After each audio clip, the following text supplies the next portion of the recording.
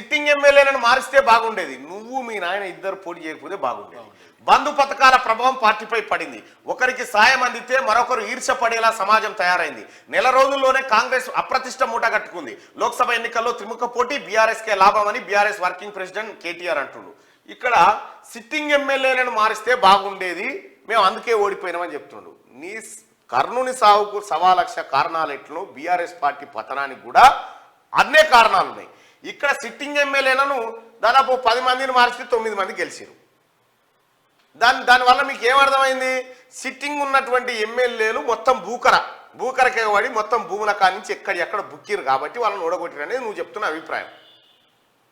Sitting ఎమ్మెల్యేలు నిజంగా పనిచేసి ఉంటే వాళ్ళనే మళ్ళీ గెలిపించాలి కదా, ఎందుకు గెలిపిస్తలేరు అనేది ఇప్పుడు నీకు బోధపడ్డది.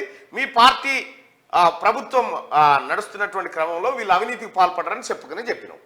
ఇక రెండో అంశం, బంధు పథకాల ప్రభావం పార్టీపై పడింది. కేసీఆర్ ఎచ్చులకు పోయింది కదా, బడ్జెట్ పెట్టే కాడ పావులుంటే రూపాయి ముచ్చట చెప్పిండు కదా. ఆ రూపాయి ముచ్చట్ల దళిత బంధుకి ఇన్ని వేల కోట్లు, బీసీ బంధుకి ఇన్ని వేల కోట్లు అన్నాడు. కేటాయింపులే ఉన్నాయి, ఇచ్చుడు లేదుగా. దాంతో ఏమైంది? ఉల్టా అయిపోయింది. కేసీఆర్ గతంలో ఒక మాట చెప్పిండు, ఏది ప్రగతి భవన్లో, ఇంకా మా తన బ్రహ్మాండమైన అస్త్రాలు ఉన్నాయి, కొత్త అవన్నీ బయటికి తెచ్చాక మీరు తట్టుకోరు అనగానే ఈ ఎమ్మెల్యే అని చప్పట్లు కొట్టాడు. రెండు గదాలు ఎగిరి ఇంకా పెద్ద ఇవన్నీ బయటికి తీసి అస్త్రాలు వదిలితే ఓట్లు దన ఉరికొచ్చి డబ్బల పడతాయి, టీఆర్ఎస్ మళ్ళా గెలుస్తుందని ఒక కలర్ కట్టుకొచ్చాను. అంటే కేసీఆర్ ఏతులు అంత అద్భుతంగా చెప్పగలుగుతాడు. మా తన బ్రహ్మాస్త్రాలు ఉన్నాయని అలాకేని వీకిండ్ ఒకటి, ఏది దళిత బంధు అని ఒకటి తీసిండు, ఆ అస్త్రంలకేనో ఒకటి, కట్టలకేనో ఒకటి బయటికి వీకి ఇగో అని వేసిండు. ఏ విషయంగా ఏమైంది? దళిత బంధు ఏమైనా గెలిపించిందా కేసీఆర్? ఆయనకే కూర్చుకుంది. దళిత బంధు ఏమైంది? ఒక్కరికి ఇచ్చి 20 మందికి సొంటేన పెడితే ఈ కేసీఆర్ కుద్దు చెప్పే దళిత బంధులో 30% కమిషన్ తీసుకుంటారని కేసీఆర్ ప్రకటించిన తర్వాత నీ పథకాన్ని నీ చేతులతోనే బనిగ విసికిన తర్వాత నీకు ఓట్లు ఎందుకు ఎత్తారు? ఇదొకటి. ఇక ఈ దళిత బంధు ఈ కథ అంతా ఎట్లా కట్టిరు? ఈ ఫేక్ బడ్జెట్ లెక్కలతోనే కట్టిరు కాబట్టి కూలిపోయింది. ఒకరికి సాయం అందితే మరొకరు ఈర్ష్య పడేలా సమాజం తయారైంది. సేమ్ ఇదే ఫార్ములా. మరి మీ ఇంట్లో 3 మంత్రులు ఉన్నప్పుడు బయటోనికి కూడా ఈర్ష్య ఉంటది కదా.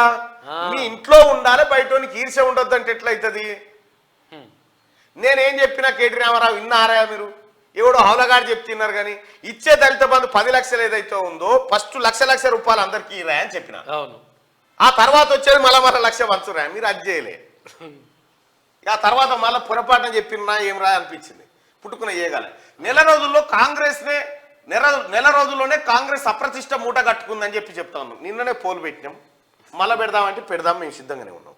నెల రోజుల్లో కాంగ్రెస్ పార్టీ అప్రతిష్ట పాలైందా? అప్రతిష్ట పాలైంది కాంగ్రెస్ పార్టీ కాదు. నెల రోజులన్న సమయం ఇవ్వరా సన్నాసి అని నిన్ను తిడుతురు. అది లెక్క. ఇక లోక్సభ ఎన్నికల్లో త్రిముఖ పోటీ బీఆర్ఎస్ లొటపీస్ ఉన్నది. ఇంకా లోక్సభ ఎన్నికల్లో బీఆర్ఎస్ దేనికోసం బీఆర్ఎస్ అక్కడ ఉన్నది. ఇంకా సారు కారు 16 ఢిల్లీలో సర్కారు, అది పరారు అయిపోయారు. ఈ ఢిల్లీలో సర్కారు కాదు, ఏది అసలు గల్లీ మే బీ చెలేగా. ఇప్పుడు తెలంగాణ రాష్ట్రంలో ఎన్నికలు కాంగ్రెస్ వర్సెస్ బీఆర్ఎస్ మధ్య జరుగుతాయి. పార్లమెంట్ ఎన్నికలు. బీఆర్ఎస్ పాత్ర ఉండదు, బీఆర్ఎస్ దుకాణం బంద్ అయిపోయింది. అర్థమైంది. బీఆర్ఎస్ చూసి ఇది ఉడకనన్నామని ఎప్పుడో గుర్తుపెట్టి వచ్చిపోయింది. అందుకే ఉన్నది. ఇక ఇంకోటి ఏమంటే త్రిముఖ పోరు, 3వ పోరును కలిపితే మేము ఉంటామంటున్నాం. మేము 3వది కలిపితే కదా జనం.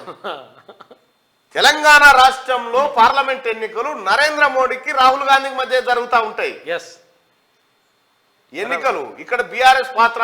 ఇప్పుడు మేము ఢిల్లీకి పోయి ఢిల్లీ మెడల్ వంచాలి, ఆల్రెడీ ఢిల్లీకి పోయినావు, మెడల్ వంచినావు.